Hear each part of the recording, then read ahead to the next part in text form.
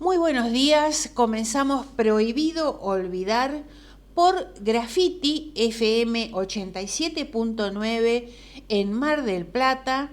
Estamos de 9 a 10 horas con Pablo Aceto y quien habla, Gloria Álvarez.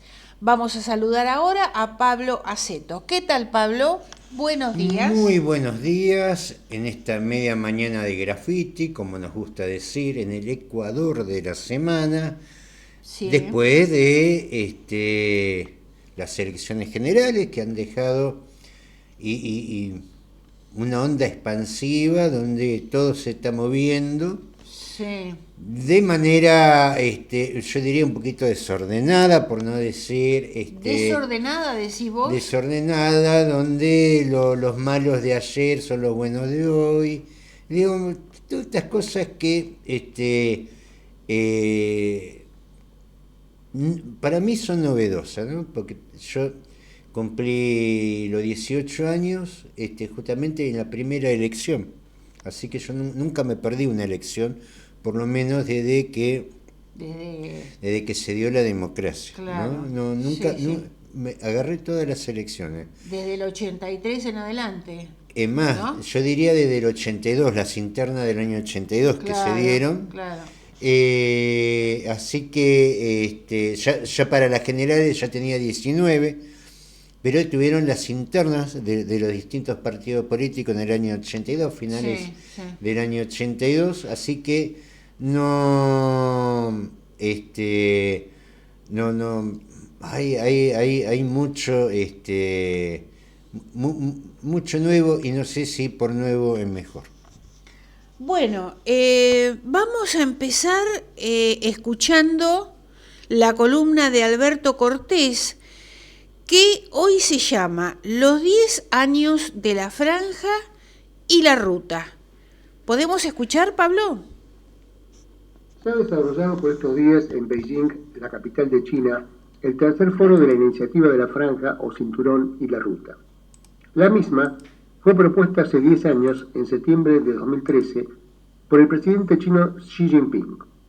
Conocida inicialmente como Franja Económica de la Ruta de la Seda, su nombre hacía referencia a la Ruta de la Seda, que era en realidad un conjunto de extensos trayectos que recorrían desde bastante tiempo antes de Cristo numerosas caravanas que intercambiaban productos entre las civilizaciones de Asia y Europa. Una de las mercaderías más preciadas de ese comercio era la seda, cuya técnica de producción fue por mucho tiempo un secreto industrial de los emperadores chinos, y de ahí su nombre. La iniciativa de la Franja y la Ruta fue al principio una propuesta de mejoramiento sustancial de las infraestructuras de transporte y de cooperación internacional. La franja se refiere a las rutas terrestres similares a la antigua Ruta de la Seda, que ahora uniría básicamente Beijing con París a través de los países de Asia Central, Turquía y varios europeos, incluida Rusia. La ruta tendría también como extremos China y Europa Occidental, pero por vía principalmente marítima, Mar de la China Meridional, Océano Índico, Mar Rojo y Mediterráneo. La iniciativa ha sido calificada como uno de los proyectos de infraestructura e inversión más grandes de la historia. Dado el veloz desarrollo de China, industrial en especial, y su comercio internacional, aumentando el mismo, en el caso latinoamericano, 15 veces en la primera década del milenio, y su estrecho y creciente relacionamiento con África, era natural que rápidamente, lo que empezó como un proyecto de estrechar lazos de comercio, vía principalmente de mejorar la infraestructura de transporte y cooperación dentro del continente euroasiático, se expandiera a otras regiones del mundo. Así hoy, alrededor de 150 países, en el mundo existe un total de unos 200, han firmado ya acuerdos de integración a la iniciativa. La Argentina es el 20º país de América Latina y la economía más grande de la región que se ha sumado. La iniciativa, a pesar de su gran importancia, no es la única herramienta de las relaciones diplomáticas y económicas de China. Así, este país es el principal socio comercial de Brasil, que sin embargo no se ha sumado aún a esa propuesta. La India, que integra con China los BRICS, no se ha sumado y es muy crítica. En este último caso hay que tener en cuenta, por un lado, la histórica rivalidad de la India con China y Pakistán, también pieza importante de la iniciativa, con los que hasta ha tenido guerras. Y por otro lado, el juego pendular del gobierno nacionalista de derecha del primer ministro Narendra Modi, que coquetea con los Estados Unidos para enfrentar a China, pero al mismo tiempo mantiene sólidas relaciones con Moscú, aún más desde el estallido de la guerra de Ucrania, para consternación de la Casa Blanca. El imperio milenario fue convertido en semicolonia desde mediados del siglo XIX por Gran Bretaña y Francia, a las que se sumaron al final otras potencias colonialistas, a través de las dos guerras del opio, que empezaron por la pretensión británica de obligar a China a importar y permitir el consumo de narcóticos que la corona de su graciosa majestad producía en sus colonias vecinas, y así equilibrar el comercio que les permitiera exportar a Inglaterra porcelanas y té, ya que los chinos no estaban interesados en comprar los productos ingleses. Tenemos así al primer gran narcotraficante de la historia, el Imperio Británico. Más allá de este primer negocio, los colonialistas se quedaron con Hong Kong y otros territorios y prerrogativas. En el siglo XX, la Revolución China, encabezada por Mao Zedong y el Partido Comunista Chino, logró la independencia y unidad de China, si bien quedaban pendientes cuestiones como la de Hong Kong y también Taiwán, donde se refugiaron las tropas nacionalistas de Chiang Kai-shek. Tras la muerte de Mao, en 1976, se produjo el ascenso al poder de Deng Xiaoping, quien había sido perseguido y marginado en algunos momentos del predominio de Mao, en particular la Revolución Cultural, comenzada en 1966.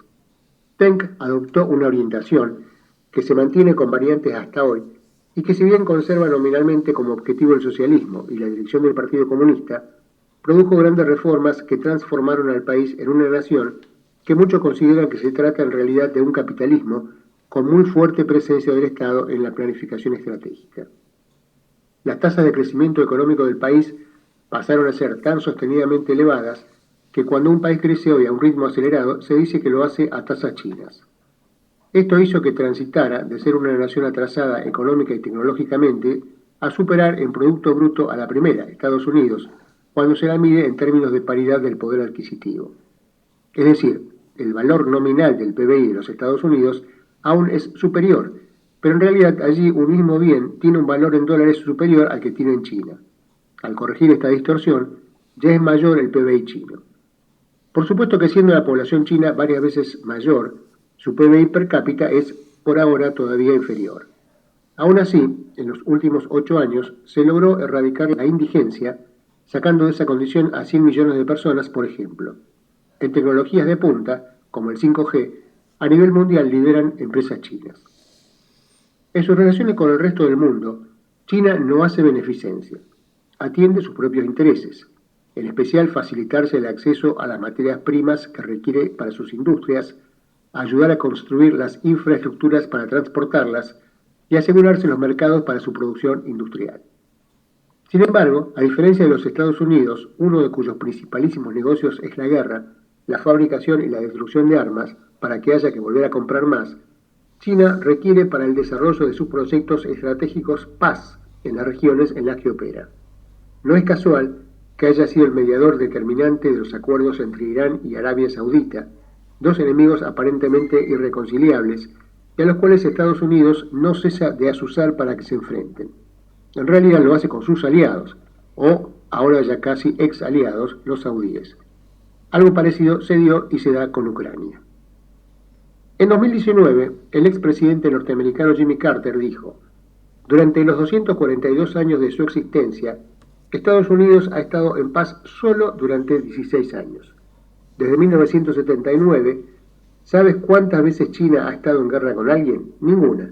Y nosotros hemos estado en guerra todo el tiempo, atribuyendo a ese factor la causa de cómo China alcanzó y está superando económicamente a los Estados Unidos.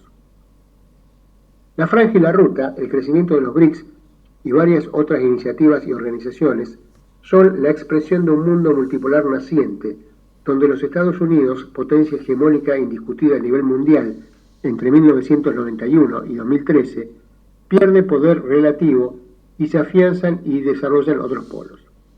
China es el más importante, pero no el único. En general, además, más pacíficos, aunque desde el gigantesco aparato propagandístico norteamericano se pretende imponer otra imagen. Así, en boca de la jefa del Comando Sur de los Estados Unidos, que considera nuestro litio y demás riquezas naturales como suyo, se ha sugerido la necesidad de silenciar a los medios alternativos como Telesur, Russia Today o Sputnik, que ofrecen una visión distinta de la del equipo de la propaganda totalitaria del imperio. Según la visión oficial de este, los malvados son siempre los que no aceptan sumisos su hegemonía. La Argentina no debe actuar con ingenuidad en este nuevo escenario. Debe tener en claro su proyecto nacional y latinoamericano y moverse desde allí relacionándose con todos los polos del poder mundial sin renunciar a ninguno por prejuicios ideológicos, defendiendo principios pero respetando soberanías al tiempo que exige que respeten la propia. El nuevo panorama mundial multipolar ofrece oportunidades que el país no puede desperdiciar. En dirección opuesta a esto, pretenden marchar posiciones como las de Milei, que promete romper con nuestros principales socios comerciales, condenando al país a un enorme retroceso económico, muy superior a fenómenos como el inflacionario que genera justas quejas. Encima, adoptando como moneda el dólar, justo cuando muchos países empiezan a dejarlo de lado en sus transacciones. O las de Bullrich, que no se pierde festejo en la embajada norteamericana. Ambos pretenden alinear al país dogmáticamente con un mundo que declina. Así llevarían a la nación, ahí sí, a aislarse del mundo y retroceder 2 siglos en la historia, según ellos, a una época dorada, pero solo para una muy pequeña minoría. Los medios del mundo reflejaron la victoria de Massa en las elecciones generales de Argentina. El foco estuvo puesto en la remontada del actual ministro de Economía, Sergio Massa, quien competirá con Javier Milei el próximo 19 de noviembre en el balotaje. Por ejemplo, el Financial Times, el medio inglés económico más influyente del mundo, tituló: el ministro de Economía argentino Sergio Massa se impone a Javier Milei en la primera vuelta, preparando una polarizante segunda vuelta el mes que viene en medio de problemas económicos. Pocos creían, sigue diciendo el Financial Times, que con una inflación de 3 dígitos y una pobreza creciente, Massa pudiera lograr una victoria, pero llevó adelante una campaña eficaz y hablando sobre los planes de Milei para achicar el Estado. El New York Times tituló: Milei había liderado la mayoría de las encuestas con Massa en segundo lugar, pero el domingo muchos votantes se mostraron partidarios de un candidato más conocido.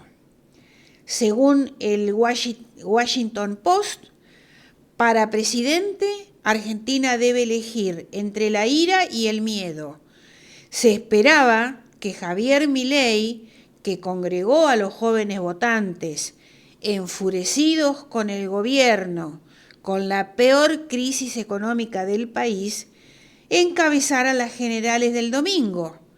Pero Sergio Massa superó por mucho hasta a la hora favorito Milei.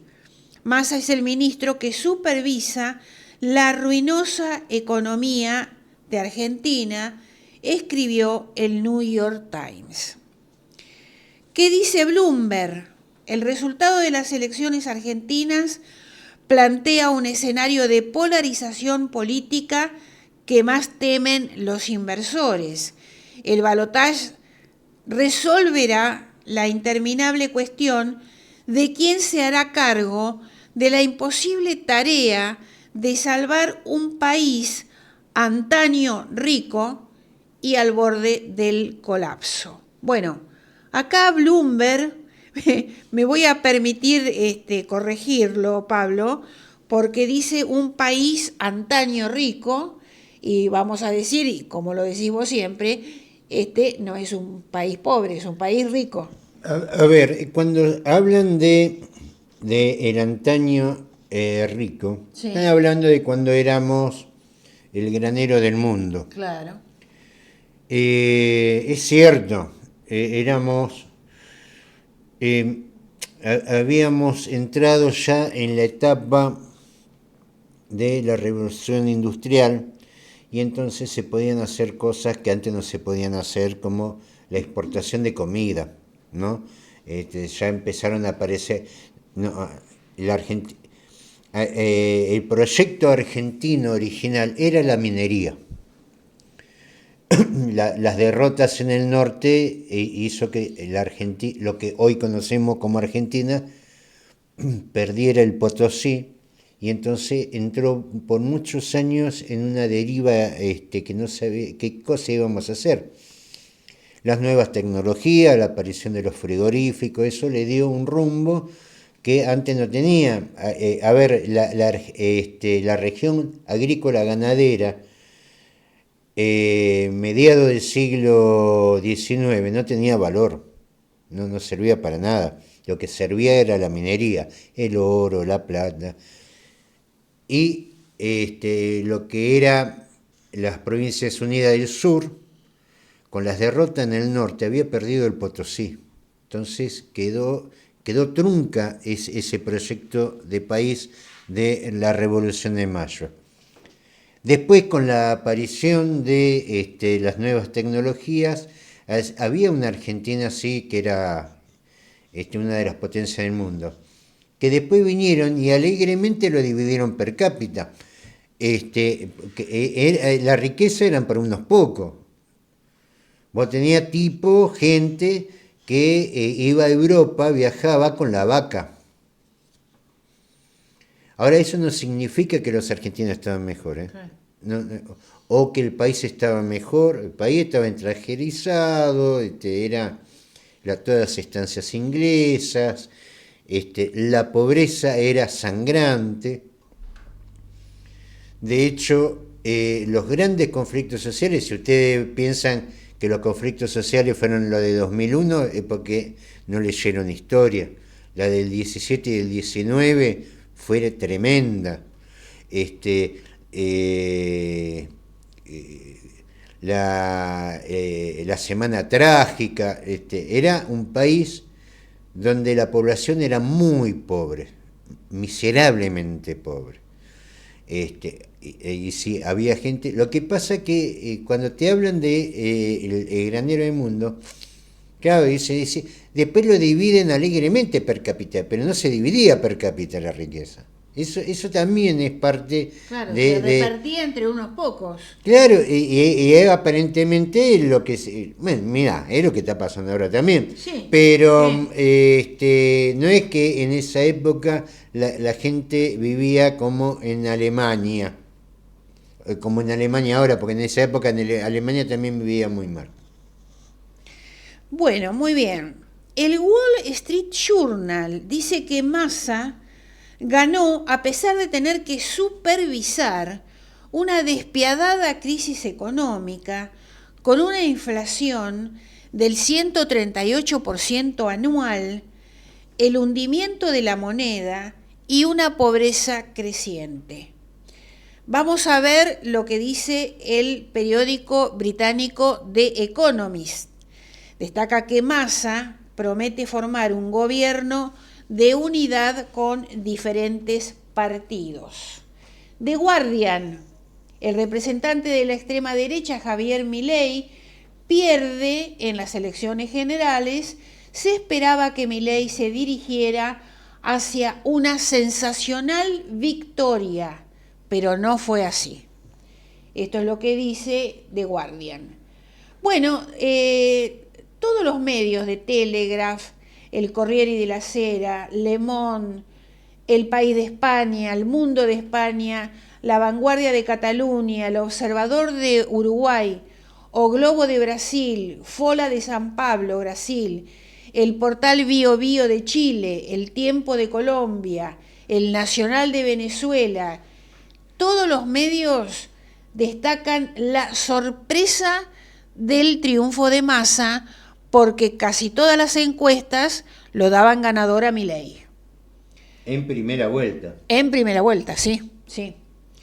Muy bien. Inminente ruptura de Juntos por el Cambio por a quién votar en el balotaje.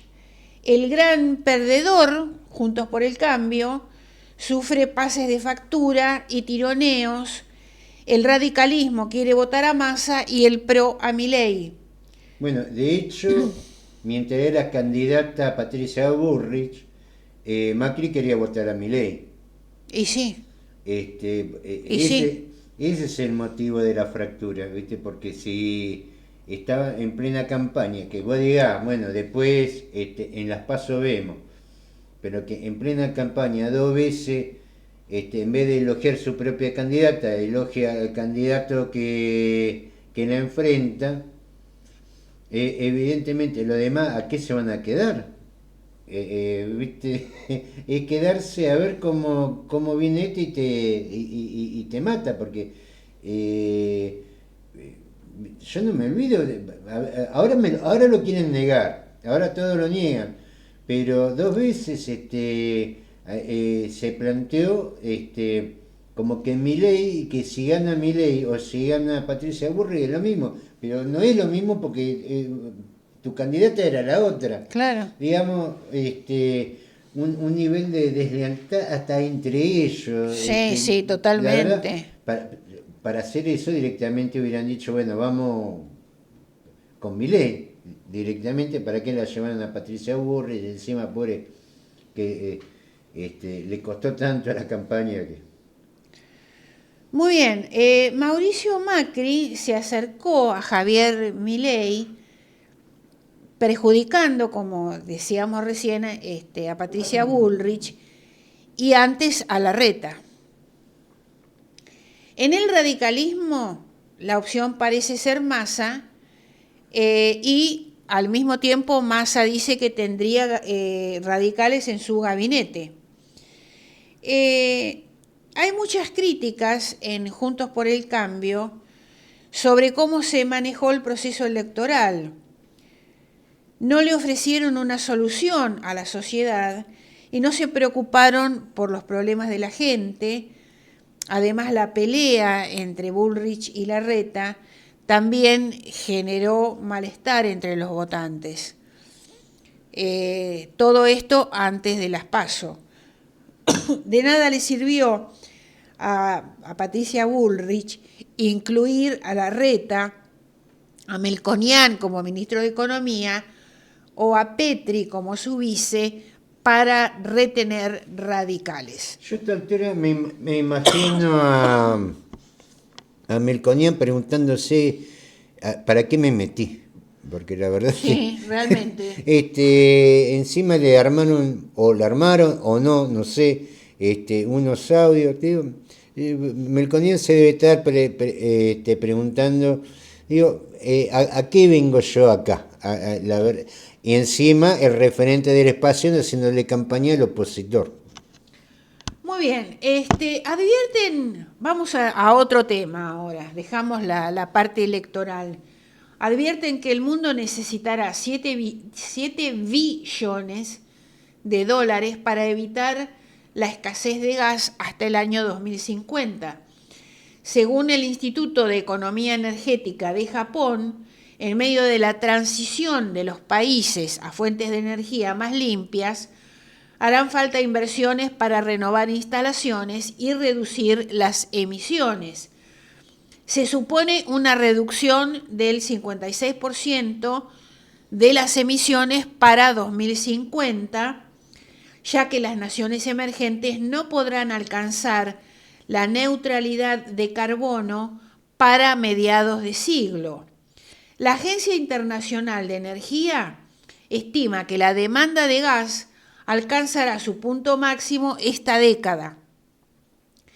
Se afirma que el gas desempeñará un papel a largo plazo en la transición energética, especialmente a medida que los países se alejen del carbón. Ahí te digo, sobre el tema de Japón, uno lo vio en los últimos mundiales, por ahí que más se recuerda de Qatar, todos los japoneses buscando, juntando la basura que ellos mismos hacían. En el Mundial, claro, exactamente, se dio, sí. entonces vos decís, ahora aparece esta información. Ahora, yo no hablo tanto de cambio climatológico, yo hablo de ecología. Porque se habla sobre los niveles de carbono neutro y Japón acaba de arrojar miles de toneladas de agua contaminada con isótopos, producto de lo que fue el accidente de Fukushima. Japón. Japón. Eso hará hace 15 días. Que de hecho hay un... Me llama la atención. No, que no nos llame la atención, porque todas estas cuestiones están atravesadas por negociados. A ver, vos te preocupa el cambio climatológico, ahora la conservación del agua no te preocupa porque la minería que se necesita para cobre, cobalto, litio, arruina el agua. El agua no es importante, entonces, es importante la atmósfera, el agua no. Arrojar agua contaminada con radio, con sobrecarga de isótopos al Océano Pacífico. Eso es ¿cómo lo tengo que evaluar eso? Ahí es donde se paran los negacionistas diciendo de que no hay problemas con el calentamiento global. ¿Por qué? Porque yo te digo, mire, hay que buscar el equilibrio entre las emisiones de gas y eso. Y me viene un negacionista y me dice, Japón contaminó el Pacífico. Francia está contaminando África. Estados Unidos está contaminando con el litio y están contaminando con el fracking, y la verdad que van a tener razón, porque acá el tema no es solamente, cuando se habla de cambio climático, es como que se partió la ecología. Lo importante es de la superficie para arriba, la atmósfera. El agua no es importante, la tierra no es importante, las comunidades que viven ahí no es importante, porque también esto esconde un negocio, porque para el cambio climático solamente vos podés ir en la sobreexplotación de la minería. El 60% de la población peruana está contaminada con plomo. Estos son datos oficiales. Entonces acá el problema no es el cambio climático, es decir, el cambio desde la superficie de la Tierra para arriba, no, acá el problema es ecológico, porque ese es un conjunto, porque podemos tener un aire bárbaro, pero si eso después nos contamina el agua, entonces ¿cómo resolvemos el problema?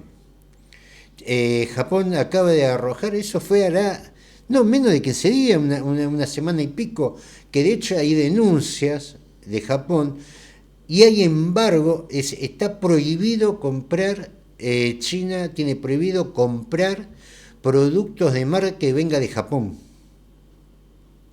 Además, hubo quejas de China, de la India, de Chile, de Perú, de Ecuador, de Colombia, porque la corriente va para ello. Para el Pacífico. Recorre todo el Pacífico Sur. Entonces, con esto, ¿qué es lo que pretendo? Pretendo decir, mire, que el tema de cambio climatológico, que algunos lo quieren negar y que otros lo quieren hacer negocio. Mire, hay un problema que es la ecología, no es solamente la atmósfera, porque el agua es tan importante como el oxígeno. La tierra es tan importante y que las comunidades no se enfermen, porque para tener una transición energética reventamos la minería y tenemos poblaciones como la de Perú, el 60% contaminada con plomo, entonces acá lo que se está haciendo es una impostura contra la otra. Acá no es la historia de los cowboys donde están lo bueno y lo malo, no, mirá, vamos a ver que dónde están los buenos. Pero acá Japón, que nos está hablando de cambio de matriz energética. Acá hace menos de una semana volcó todo lo que fue las aguas contaminadas con isótopos, sobrecarga de isótopos, lo arrojó al Pacífico. Y esto, por supuesto, no se vio en ningún lado. Bueno, Pablo, analizamos la victoria de Massa o mariscales de la derrota. Claro, algunos... yo puse algo en Facebook sobre lo que chocaron la calecita, que un poco lo que dicen también los diarios internacionales, que realmente no hay mucho por investigar, porque todo es tan absurdamente evidenciado. A ver, no es que la Argentina tiene una crisis de inflación de 140, 150%. La economía no está funcionando. Estamos dependiendo, dicho sea de paso, decían que el año que viene no iba a haber sequía, no sé de dónde sacaron eso, hasta ahora la sequía continúa. Lo que es el efecto de Niño nos está pegando a nosotros, sí. Le está pegando al noroeste argentino, lo que es la Mesopotamia, la Amazonia, en la zona núcleo no está pegando, no hay agua.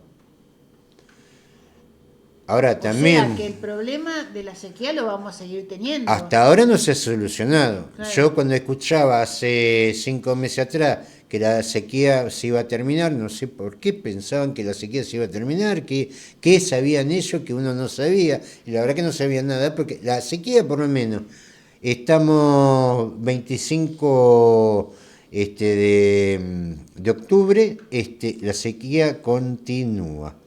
Lo cual no quiere decir que esto cambie el mes que viene, bueno, la sequía continúa.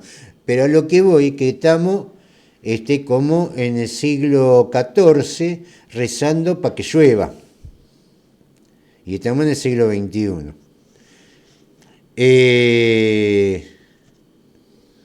Es cierto, hay más trabajo, hay todo trabajo precarizado, de 2 mangos. Se trabaja y no se sale de la pobreza, ni siquiera se cumple algunas cuestiones básicas, la mayoría de la gente, digo esto, ¿no? No hablemos de la situación de los jubilados. La verdad que un gobierno terrible, falta de divisas. Yo diría, no estoy conforme con las negociaciones que se hizo con los entes de crédito internacional.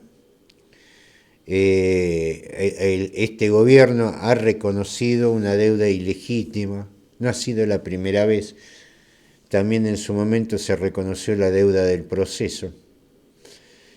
Es decir, no hay, pero de una forma exagerada, crisis evidente, en que uno dice, la verdad que este gobierno, hablando en términos futbolísticos, tendría que estar jugando como mínimo la promoción, si no se fue al descenso directo.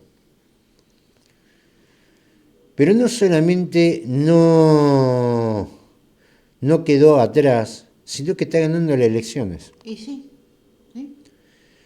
Ahora, ¿cómo puede ser que un mal gobierno, que el ministro de Economía, que no acierta con el tema de la inflación, con la divisa, que anda por el mundo pidiendo salvar por lo menos una semana, que es, aparte del ministro de Economía, de una inflación de 3 dígitos,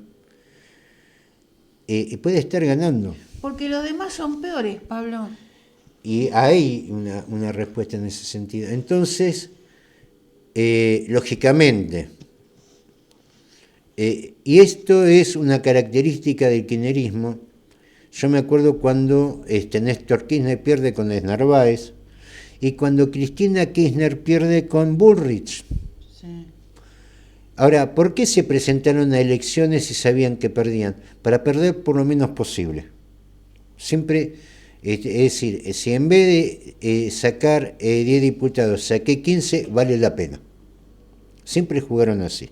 Yo calculo que este gobierno fue por lo mismo, es decir, bueno, si perdemos, que sea la derrota menos trágica, no desaparecer, seguir conservando alguna gobernación, algunos diputados, algunos senadores, siempre cuanto menos sea la pérdida, siempre es más fácil la recuperación. Siempre fue característica, por lo menos desde la época de Kirchner hasta ahora, yo creo que nunca se imaginaron una victoria como esta. ¿Por qué no se la imaginaron? Porque ellos, Massa, pudo manejar lo de quitar la cuarta categoría a lo que es impuesto a las ganancias.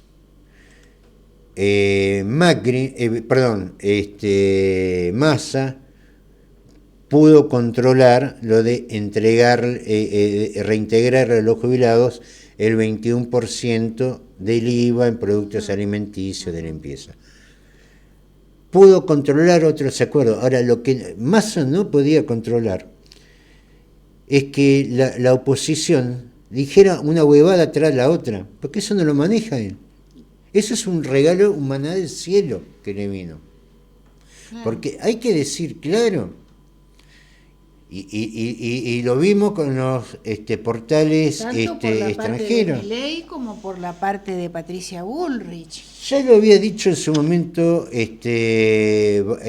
Barbas, que era Durán Barbas, el ecuatoriano, cuando fue asesor de Macri. Que fue asesor de Macri, que dijo, ningún gobierno gana prometiendo ajuste. Ahora, a mí me llamó la atención porque, a ver,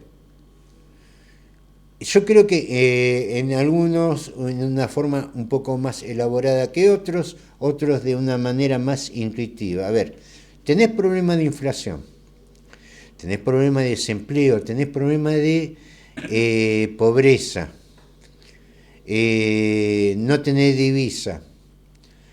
¿Qué es lo que te proponía la oposición? Digamos, como que para la oposición todos estos problemas eran pocos, había que tener más problemas. Claro. ¿Qué otro problema podíamos sumarle a los que teníamos? Cortemos relaciones con China. Con China y Brasil. Cortemos relaciones con Brasil. Y Milei, para no quedarse atrás, rompamos con el Vaticano, ya que estamos. Esos eran los problemas que teníamos. Vinieron esto, y estoy hablando cosas de grandes rasgos, A los problemas que teníamos, venían esto a agregarle más problemas. Yo no sé si se escuchaban. A ver, es cierto que el gobierno es un desastre. 140, 150% de inflación, 40% de pobreza, desempleo, pobreza estructural, la educación no anda, la justicia no anda, la seguridad no anda nada. Ahora, vos a esto que no anda nada y lo que anda mal, vos encima le querés agregar más problemática. En vez de decir, no, mire, vamos a buscarle, vamos a solucionar algo, por lo menos. Mire, por lo menos prometemos cambiarle los focos de la esquina. Que ya, si usted ve en una esquina, por lo menos ya es algo. No, le agregaban problemas a los problemas. Yo no sé si esta gente se escuchaba o no. Es decir, vos tenés todos estos problemas y a todos estos problemas le querés agregar la ruptura con los principales socios comerciales, como lo planteó Milei, como lo planteó Patricia Bullrich. Y Milei, para no ser menos, dijo, no, y rompamos con el Vaticano. No, y por ejemplo, Patricia Bullrich decía y lo sigue repitiendo, vamos a exterminar o terminar con el kirchnerismo, y esos en realidad no eran los problemas de la gente, Yo te digo, no son los problemas de la gente. yo cuando vamos al mercado y vemos la Claro. gente que te pone 4 cosas en el changuito, yo no la veo preocupada por exterminar el kirchnerismo. ¿Qué quiere que le diga? Yo la veo preocupada por cómo llegan a fin de mes. Claro, claro. Esas son las preocupaciones. ¿Por qué? Y yo lo veo, se ve, sí, claro.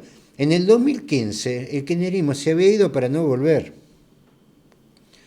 ¿Por qué volvió el kirchnerismo? Porque fue tan desastroso el gobierno de Macri Claro. que terminó ganando Fernández. Fernández ganó. Alberto Fernández ganó. Ahora, ¿por qué gana Alberto Fernández? Y porque fue una miseria tremenda, un horrible gobierno el de Macri. Por eso Macri no llega a competir por una segunda reelección, Claro. lo cual hubiera sido lógico. Lo mismo que Alberto Fernández. Pasa que Alberto Fernández por ahí con menos pretensiones. Pero, a ver, ¿quién fue el que hizo que Alberto Fernández y Cristina lograran el gobierno? Fue el mal gobierno de Macri. Alguno dirá, y vos le echás siempre la culpa a Macri. ¿A quién cree que le eche la culpa? ¿Quién fue el que salió en apoyo a Milei mientras tenía su propia candidata en campaña? Yo esta es la primera vez que lo veo y he visto toda la elección, como digo, desde fines del 82 que se dieron las primeras internas en el país, más las elecciones del 83, he visto todas las elecciones. Nunca vi una cosa como esta. Nunca vi un país con problemas, siempre el oficialismo que tenía comprometida la situación, venía la oposición y decía, no, todo esto lo vamos a mejorar. Después toda macana, no mejoraban nada, pero por lo menos te decían, mire, esto lo tenemos que arreglar, y ponía cara de circunstancia. Después no arreglaban nada, pero te decía, ahora no, que es una característica de esta elección. Es decir, mire los problemas que hay, y yo vengo con más problemas. Claro. Es una cosa que, si no fuera que hay gente que le está pasando mal, hasta es gracioso. Porque yo no lo puedo entender. Mirá que yo he visto cosas, pero esto no lo he visto nunca. Mire los problemas que hay, señora. Yo vengo a duplicarle los problemas. Y aparte con ajuste, y si se protesta la reprimimos. Entonces, esto sumado a una... que no, digamos, lo de la cuestión económica, la ruptura con los socios económicos y el Vaticano, que vos decime, ¿a qué trajeron al Vaticano al baile? Se paró uno ahí que encima es el principal asesor de Milei a decir, y hay que romper relaciones con el Vaticano. ¿Y de dónde salió el Vaticano? Digo, ¿para qué lo traes al Vaticano? ¿A título de qué? Claro, como si no hubiera problemas en nuestro país. Aparte, el Vaticano está del otro lado del mundo. Fuiste y lo trajiste, te generaste un conflicto al cohete. ¿Y sí? Porque no es que está el Papa todos los domingos diciendo miren a Milei, no. Por ahí habla de Milei, de vez en cuando. Y porque le van y le preguntan. Ahora, lo trajiste al Vaticano. No tenemos conflicto, Milei quiere, uno de los, por eso las embajadas, bueno, cuando se divide el territorio de Palestina, se divide en 3 partes. Una parte era para el Estado de Israel, la otra parte se suponía que era para los palestinos, y Jerusalén, que lo administra Naciones Unidas. Israel, por supuesto, plantea que su capital es Jerusalén, pero desde la ONU siempre se tomó como capital de Israel Tel Aviv. Entonces todas las embajadas van a Tel Aviv. ir y poner la embajada en Jerusalén, como decía Milei, es, bueno, él lo admira a Menem, Menem hizo lo mismo, mandó, no sabemos para qué, 2 barcos a lo que fue la invasión de Irak, y terminamos con lo de la AMIA y terminamos con lo de la Embajada de Israel. En realidad la Embajada de Israel es primero. Eso sin contar lo de Carritos Jr. Entonces, a los problemas que teníamos, venían y decían, no, esos problemas son pocos, vamos a agregarle más, vamos a darle sal a la vida. Y a todo esto se sumó, y una cosa que yo lo quiero decir porque me pareció muy injusto, esta chica Lilian Lemoyle, algo así se llama, es candidata a diputada por la lista de Milei, yo la vi en un par de reportajes, la verdad que dijo un montón de sandeces, entre otras que San Martín murió el 17 de octubre. La verdad que ya era payasesco. Y todos los libertarios se tiraron sobre ella diciendo que por culpa de ella Milei no ganó la elección, lo cual es completamente injusto. Que dijo bebada sí, a 2 manos. Ahora, no fue ella la que dijo de romper relaciones con el Vaticano, fue el principal asesor de Milei. No fue ella la que dijo de negociar órganos, hacer un mercado de órganos y vender niños, eso lo dijo Milei. De la libre portación de armas lo dijo Milei, no lo dijo ella. Entonces, si bien voy a decir una actitud digna sería renunciar porque no está para el cargo, ahora ella tampoco es la responsable, y vos fijate que jodido, todos le echan la culpa a ella. Viste, vamos a pegarle a la boluda. Uh-huh. Y sí, yo me parecería una actitud muy digna la de renunciar. También que hay muchos que tendrían que hacer lo mismo y no lo hacen, pero ella tuvo una exposición pública muy importante. Pero también es injusto echarle la culpa a ella perder una elección cuando no hubo huevada que no se dijera. En el caso de La Libertad Avanza. Y en el caso de Juntos por el Cambio, que hace unos meses atrás se estaba repartiendo los ministerios, salió tercero, y tercero cómodo, ha pensado que con cualquier candidato llegaban al gobierno. Esto es parte de la decadencia política. ¿Por qué digo parte de la decadencia política y pongo hincapié en la oposición? Porque la democracia precisa buenas oposiciones. Una oposición inteligente, puede estar de acuerdo o no con lo que yo pienso, pero la verdad que si tenés una oposición que lo único que tiene que hacer es sentarse, mirar y criticar, ¿no?, a su medio gobierno, porque cuando asumieron el gobierno fueron un desastre, y no sos capaz de hacer eso, algo tan sencillo como ser opositor. Si no sabes ser opositor, imagínate en el gobierno, que tiene que manejar la cosa. Realmente una candidata a presidente que te muestra la maqueta de una prisión y la gente no llegaba a fin de mes.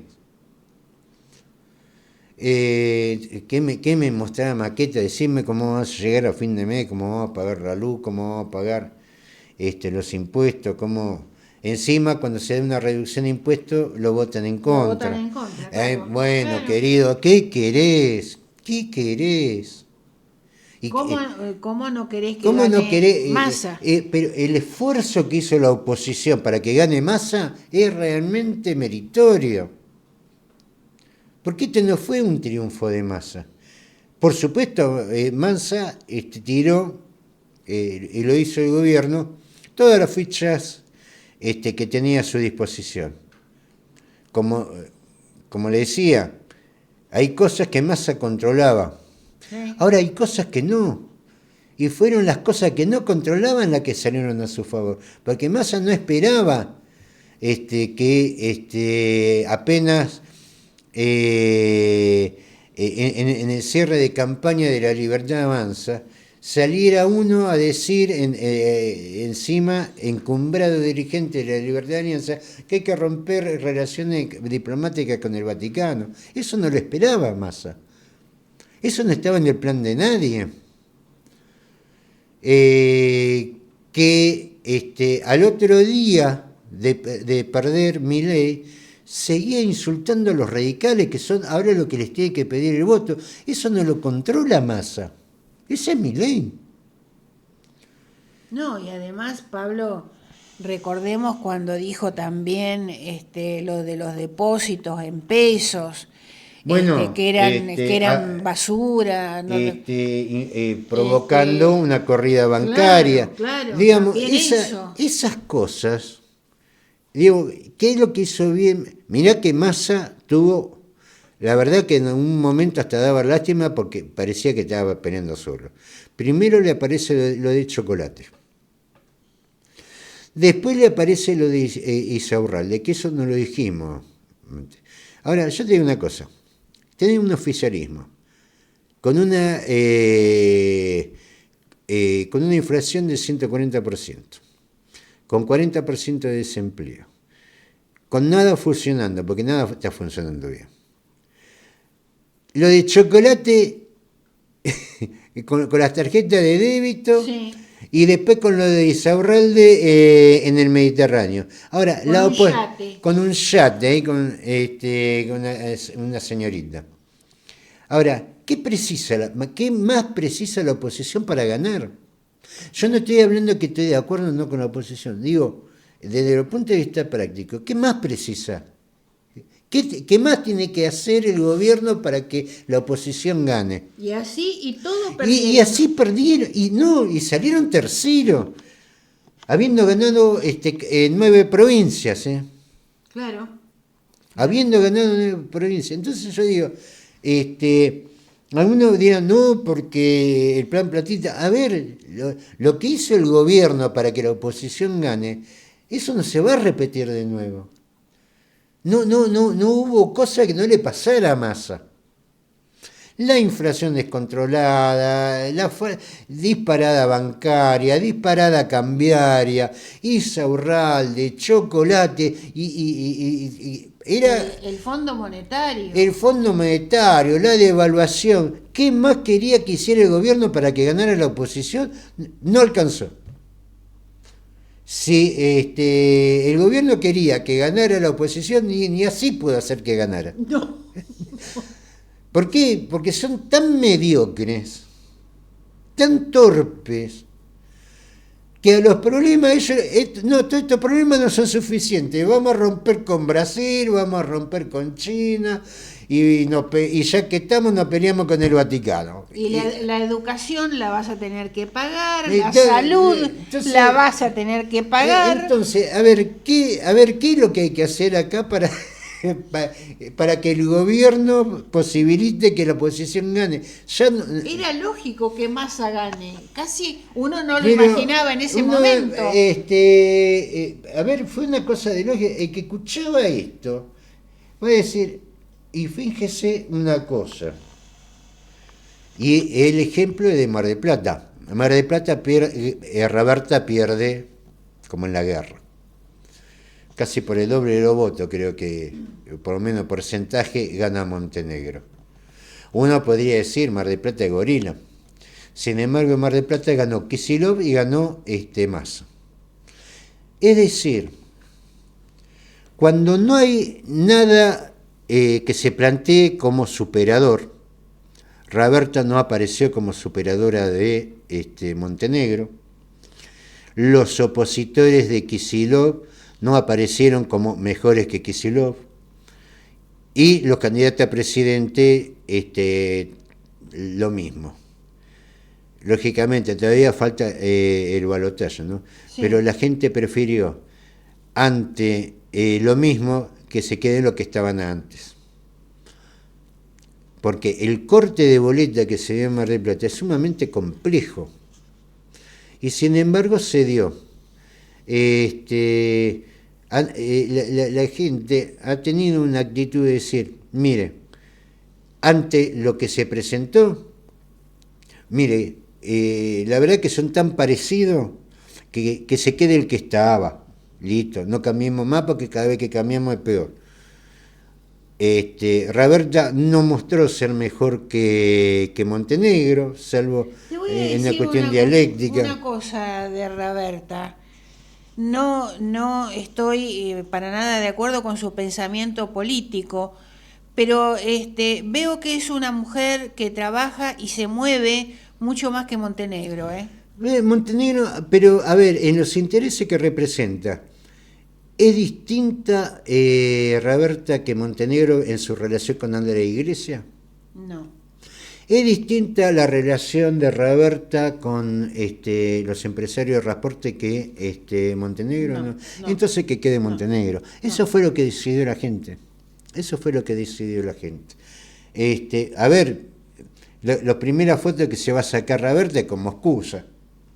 Entonces, vos decís, ¿y cuál es la diferencia entre Raberta y Montenegro? Y la verdad que para la diferencia que hay, que quede el que estaba. Hubiera sido lo mismo al revés, si hubiera sido intendente Raberta, hubiera aparecido como oposición Montenegro. Es decir, la gente se quedó con los oficialismos.